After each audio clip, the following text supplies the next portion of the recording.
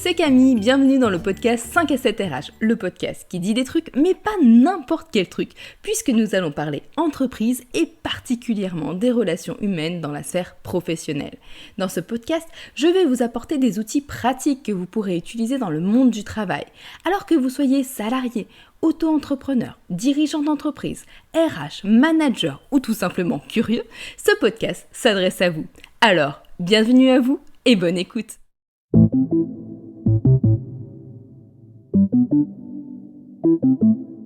Alors, au moment où j'enregistre ce podcast, nous sommes tout début mai 2020 et donc encore en plein confinement dû au Covid-19. Et cette pandémie fait que nos habitudes personnelles mais aussi professionnelles ont complètement changé.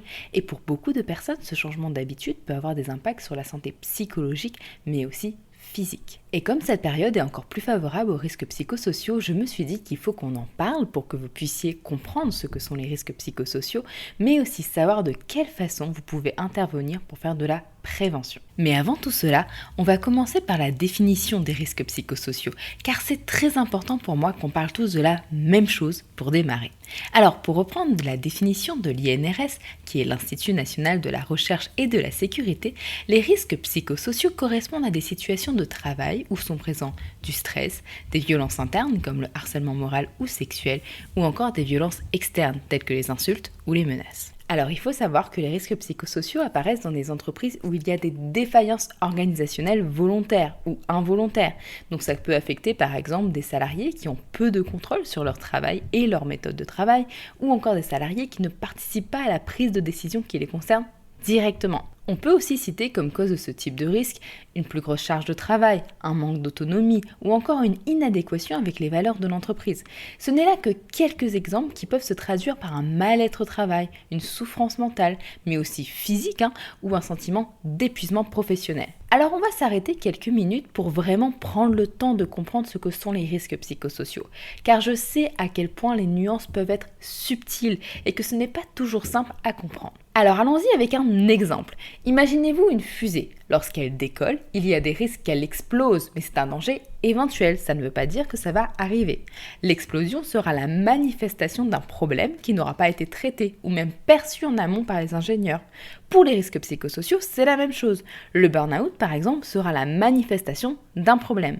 Le fait de dire qu'il y a des risques sociaux ne veut donc pas dire que tous les salariés vont être impactés par ce risque. Par exemple, une mauvaise organisation au travail va impacter certains salariés et pas d'autres. C'est donc très subtil tout ça, ce qui ne veut pas dire que ce n'est pas important. C'est pourquoi il est essentiel pour un manager de récupérer le feedback individuel. D'autant plus que ça ne se répercute pas de la même manière sur les individus. Certains vont souffrir de pathologies liées au stress et d'autres vont aller jusqu'au burn-out, voire jusqu'au suicide. Ça a l'air d'un sombre portrait, mais dans les organisations où les risques ne sont pas pris en compte, ils peuvent avoir des effets désastreux sur la vie des salariés. Et je suis persuadée qu'avec la bonne approche, les risques psychosociaux peuvent être évités, indépendamment de la taille ou du type de l'entreprise. Mais avant cela, il faut accepter le fait qu'ils existent et pas juste les ignorer.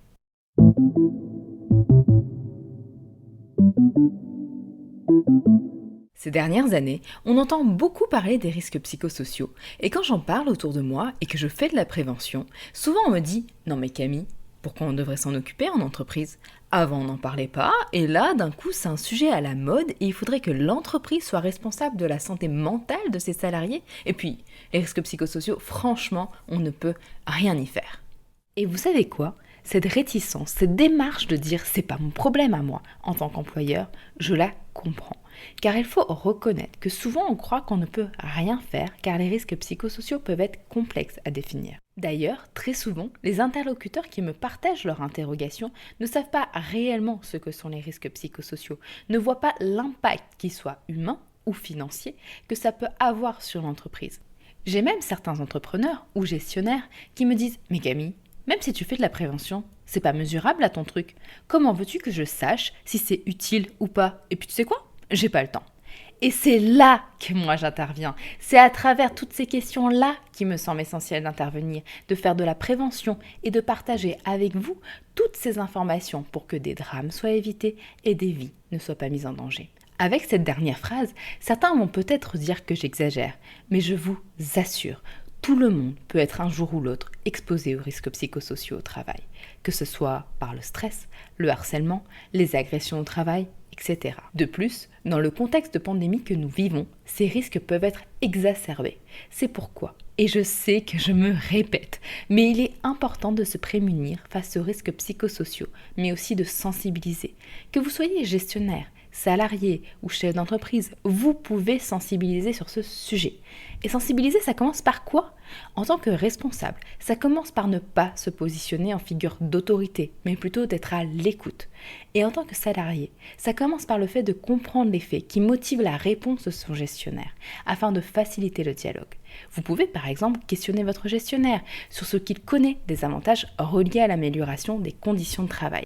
D'ailleurs, en parlant d'avantages, la gestion des risques psychosociaux permet un rendement financier par son impact positif sur la productivité et la sécurité, ce qui est important pour la pérennité de l'organisation. Lorsque la sécurité psychologique des employés est protégée, ceux-ci expriment une plus grande satisfaction à l'égard de leur emploi. Ils font preuve d'un meilleur esprit d'équipe et d'un meilleur rendement. Je vous ai d'ailleurs mis un lien que vous pouvez retrouver en description si vous souhaitez aller plus loin sur le sujet. En tout cas, sachez qu'adopter de bonnes pratiques en gestion des risques psychosociaux reflètera vos bonnes pratiques en gestion d'organisation dans les formations et le développement des salariés, mais aussi sur votre marque employeur. A l'inverse, ne pas prendre en compte ces risques psychosociaux peuvent engendrer un fort taux d'absentéisme, des dysfonctionnements internes, des départs de collaborateurs, sans oublier d'autres conséquences sur le fonctionnement et les résultats de l'entreprise, comme des retards, le mécontentement des clients, etc. Et ce, sans parler de l'image de l'entreprise qui peut s'en trouver dégradée. Je travaille pour la France et pour le Canada et dans ces deux pays, l'employeur a l'obligation de protéger la santé, la sécurité et l'intégrité des travailleurs. Mais je n'ai pas voulu que ce podcast vous présente les aspects légaux de ce que l'employeur est obligé de faire face à la loi. Car pour moi, juste appliquer une règle, c'est facile. Mais si on ne comprend pas l'intérêt de ce qu'on met en place, les accidents vont continuer. Bien que les employeurs aient la responsabilité légale de veiller à ce que les risques sur le lieu de travail soient correctement évalués et contrôlés, il est essentiel que les salariés soient également impliqués. Les travailleurs sont les mieux à même de comprendre les problèmes qui peuvent survenir sur leur lieu de travail. Leur participation permettra de garantir que les mesures mises en place sont à la fois appropriées et efficaces. En résumé, prévenir les risques psychosociaux, c'est avant tout mettre en place des modes d'organisation et des relations professionnelles qui protègent la santé et la sécurité des salariés. Nous allons passer à la troisième partie de ce podcast afin de savoir comment faire pour prévenir au mieux les risques psychosociaux. Mais malheureusement, je ne pourrai pas vous donner de recette magique à appliquer et boum, plus de risques psychosociaux. Non, ce que je vais faire dans cette troisième partie, c'est vous donner des pistes de réflexion de ce que vous pouvez mettre en place.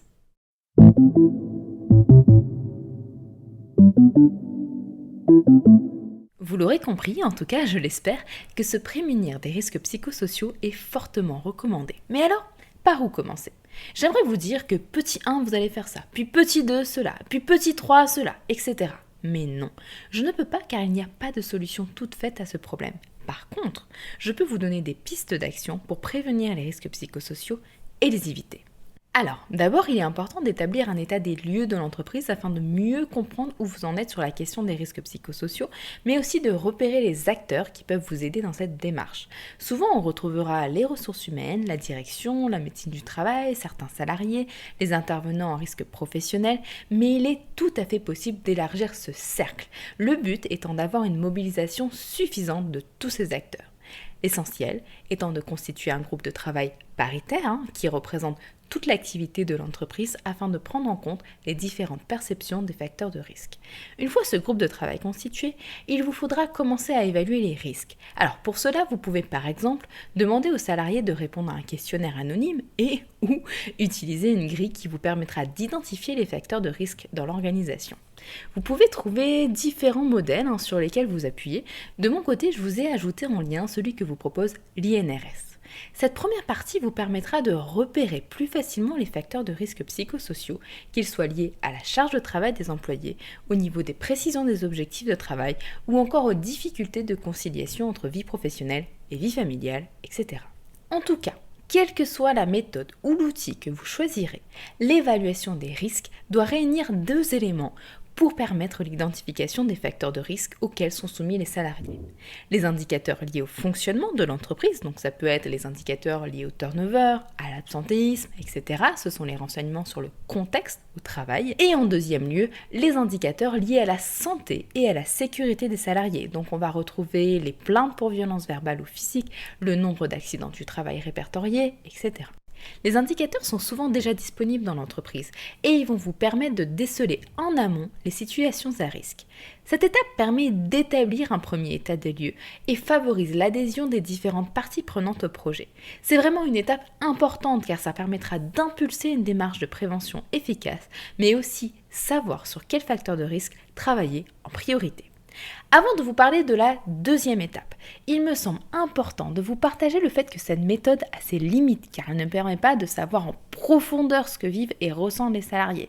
C'est pourquoi il sera aussi important de mettre en place des entretiens ou des rencontres de groupe afin de récolter les informations de ceux qui ont une bonne connaissance des enjeux du milieu et une vision plus globale de la situation.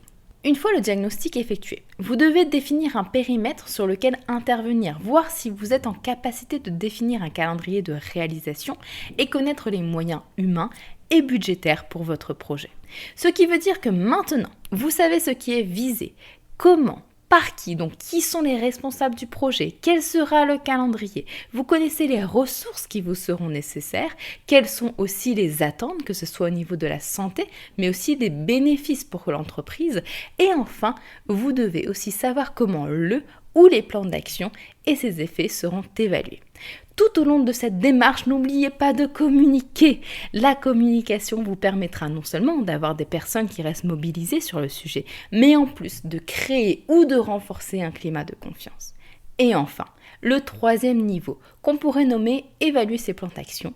Pour que votre démarche soit complète, il est nécessaire d'évaluer ce qui a été fait, pour notamment pouvoir faire des ajustements, mais aussi se rendre compte des améliorations qui ont été faites. Le positif est aussi quelque chose à mettre en avant.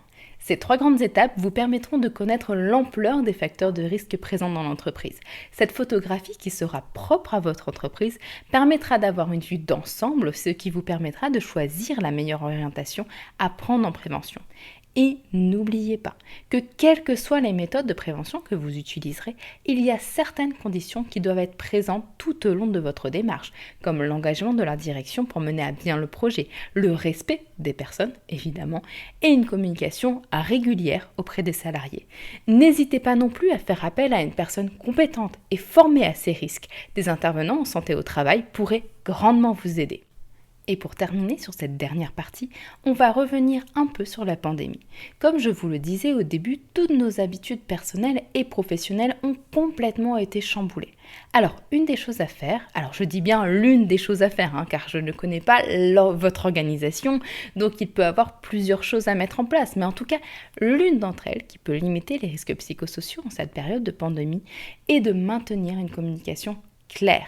Il est essentiel de fournir un soutien aux salariés, qu'ils puissent savoir ce qu'ils doivent faire, être clair sur les résultats attendus et n'hésitez pas à transmettre la mission, la vision, le but de ce qui est attendu et de prendre le temps de leur parler s'ils ont besoin d'un temps pour échanger en privé avec vous par exemple. L'idée est de rétablir un cadre rassurant avec des objectifs clairs puisque dans la situation actuelle, tout a été bouleversé.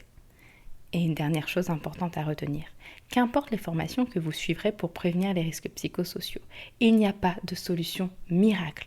Chaque individu et entreprise est unique. Une solution qui sera bonne pour un salarié ou une organisation ne le sera pas forcément pour une autre. Il est donc important d'établir un diagnostic qui corresponde à votre situation. Ce que je vous ai énuméré jusqu'à maintenant est un point de départ à la prévention des risques. Alors je vous encourage vivement d'effectuer votre propre évaluation des risques psychosociaux et d'élaborer des directives appropriées à votre organisation.